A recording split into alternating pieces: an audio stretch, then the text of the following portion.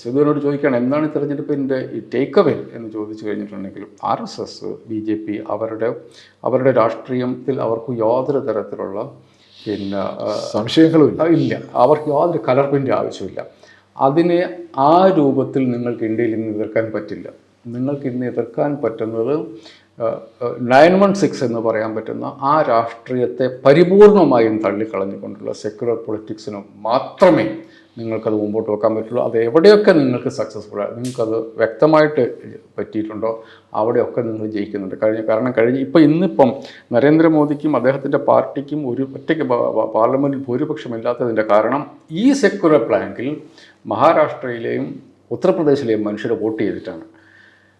അപ്പോൾ അത് 916 secular plan അതല്ലാതെ മറ്റൊരു ഓപ്ഷൻ ഇന്ത്യയിലെ RSS BJP വിരുദ്ധ രാഷ്ട്രീയത്തിനില്ല എന്ന് ഒരു പ്രാവശ്യം കൂടി ഉറപ്പിക്കുകയാണ്. അത് നിങ്ങൾക്ക് മനുഷ്യരെ യോജിപ്പിക്കാനുള്ള ഇന്ത്യയിലെ 2 ഓപ്ഷൻസ്, ഒന്ന് നിങ്ങൾ ഹിന്ദുത്വ രാഷ്ട്രീയം, ഒന്ന് സെക്യുലർ പൊളിറ്റിക്സ്. ഇത് ഡൽഹിയിലെ തെരഞ്ഞെടുപ്പ് വിജയം അടിവരയിടുകയാണ്.